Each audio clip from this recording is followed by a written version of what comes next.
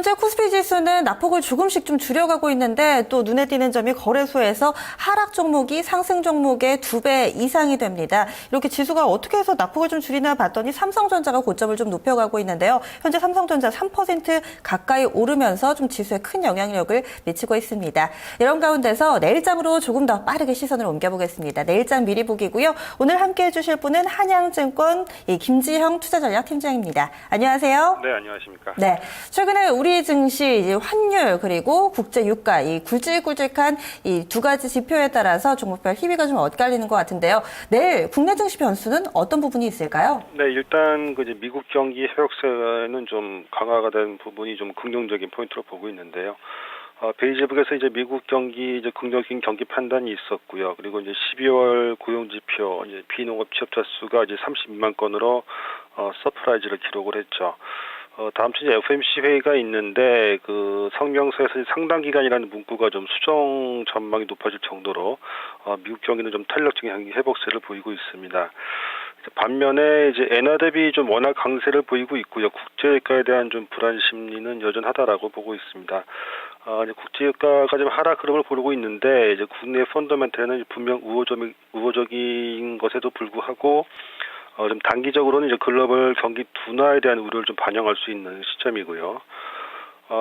이번 주 예정된 그 12월 금통위에서 이제 금리 동결이 좀 우세하다라고 보고 있는데요.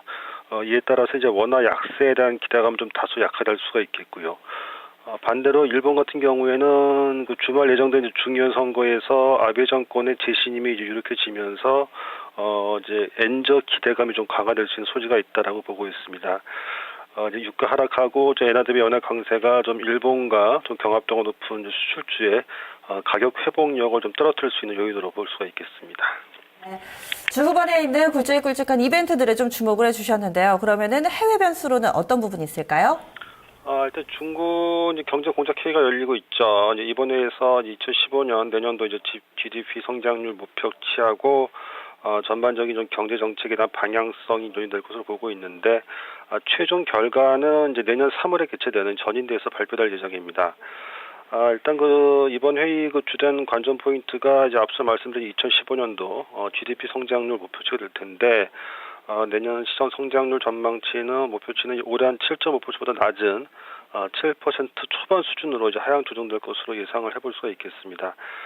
다만 이제 중국의 좀 부동산 경기가 부진세를 거듭하면서 이제 투자하고 이제 소비 회복이 이제 지연되고 있는데요. 이런 점을 고려한다 그러면은 중국 정부의 이제 최대 과제는 좀 중국의 그 이제 부동산 연착륙 유도가 될 것이고 될 것이고요. 이에 따라서 이제 그 추가적인 금리 인하라든가 지준율 인하와 같은 좀 통화 완화책을 이제 조치도 논의가 될 것으로 보고 있습니다. 일단 이번 회의에서 중국 경제 성장률 둔화가 이제 구체될 수 있는 부분은 좀 부담스러울 수 있겠지만은 그와 동시에 이제 경기 부양 조치 전망도 기대할 수 있다는 점에서 전반적으로 좀 중립적인 이벤트로 볼 수 있지 않나라고 생각을 하고 있습니다. 네, 그럼 종합적으로 내일장 우리 증시 전망해 주시죠. 네, 지금 대내적으로 좀 다양한 이벤트가 예정이 되어 있기 때문에 좀 투자 심리가 좀 강화되기는 어려울 것으로 보고 있는데요. 다만 이제 그 이벤트들이 좀 크게 부담스럽지는 않을 것으로 이제 보고 있습니다. 따라서 이제 코스피가 지금 1970선에서 좀 정체된 양상을 보이고 있는데 21선 부근이거든요. 이 부근에서 좀 추가적인 하락 가능성은 좀 제한적으로 보고 있고요. 좀 반등 가능성을 높게 보고 있습니다. 하지만 그 이제 앞서 말씀드린 이제 환율하고 좀 유가에 대한 불안 심리가 좀 남아 있기 때문에 좀 반등 역시 좀 적이지는 못할 것으로 예상을 해볼 수가 있겠는데요. 전략적으로 좀 뭐 조정 시에도 좀 비중 확대에 뭐 적극적인 대응보다는 트레이딩 관점 정도가 좋을 것으로 보고 있고요. 업종 선택은 일단 그 내수주 관련 이제 필수 소비재라든가 헬스케어, 유틸리티, 통신과 같은 좀 이런 업종에 대해서 좀 관심이 유리하지 않나라고 판단하고 있습니다. 네, 말씀 고맙습니다. 네, 감사합니다.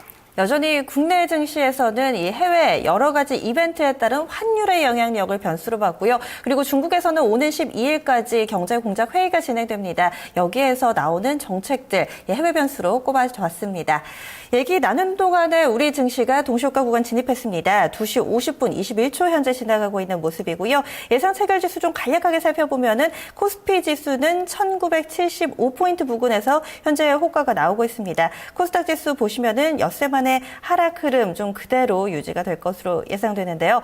0.92% 정도 하락하면서 546.06포인트, 장중 저점을 조금 더 낮추는 흐름으로 현재 호가 나오고 있습니다. 그럼 1부 함께 하셨고요. 잠시 후 2부에서 뵙겠습니다.